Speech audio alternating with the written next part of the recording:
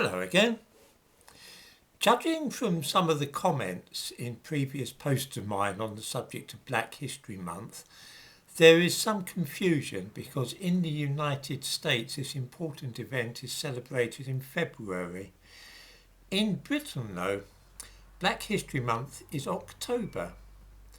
It was originally launched in this country to coincide with the centenary of the birth of Marcus Garvey, of whom many viewers will have heard. This was in 1987. Marcus Garvey is widely respected, one might even say revered, by black people in Britain and America, and many different institutions have been named after him. Where I used to live in the London district of Tottenham, there is the Marcus Garvey Library, and in another part of London there's the Marcus Garvey Park. In Birmingham there's the Marcus Garvey Nursery, and in Nottingham the Marcus Garvey Centre. New York has a 20-acre park, the Marcus Garvey Park, which lies on the edge of Harlem, a black district in New York. Garvey is buried in Jamaica in the National Heroes Park, and there are a couple of statues of him on the island. So who was he? Marcus Garvey was born in 1887 and apprenticed first to a printer. He didn't really settle to his job and travelled around a bit, first to Central America and then later to Britain.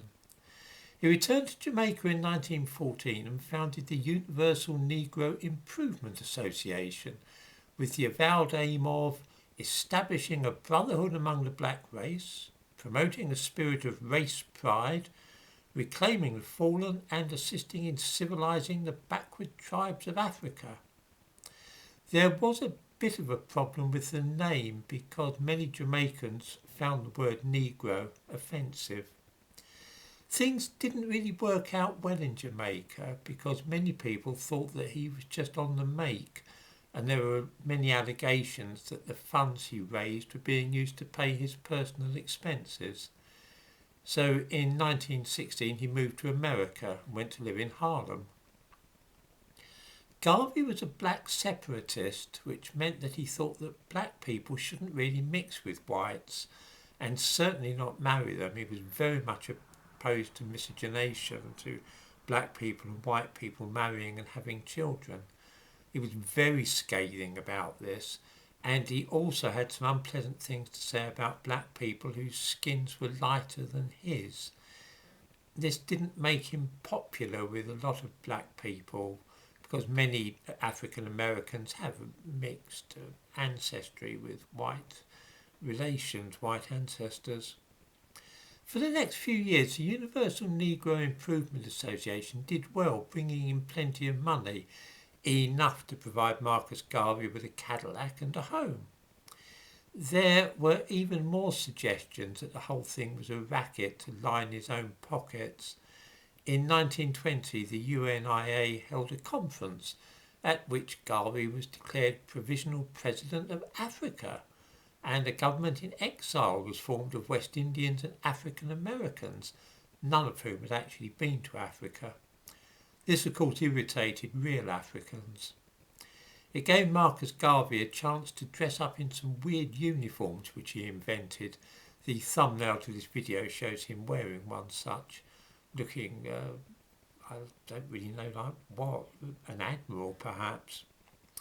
It was the setting up of a shipping line which enabled African Americans to return to Africa, or that at least was the supposed aim, which really caused Marcus Garvey's downfall.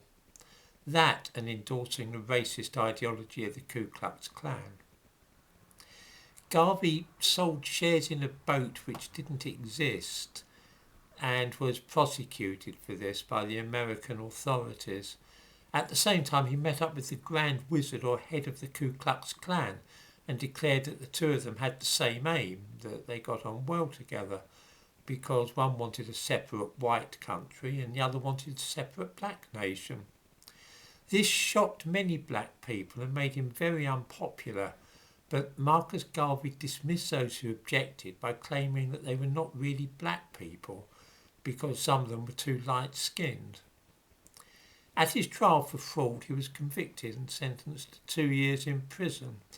Because the judge and district attorney were both Jewish, he described them after the trial as damned dirty Jews, saying that when they wanted to get me, they had a Jewish judge try me and a Jewish prosecutor. I would have been freed, but 2 Jews on the jury held out against me 10 hours and succeeded in convicting me, whereupon the Jewish judge gave me the maximum penalty. So, both a friend of the Ku Klux Klan, an anti-Semite, and a convicted fraudster. We see again the black hero motif at which we have looked over the last few days. There's clearly a separate idea of what constitutes a black hero, which is entirely different from what most people assume the word to mean. Garvey is buried in National Heroes Park in Jamaica, which says it all. A less heroic life would be hard to imagine.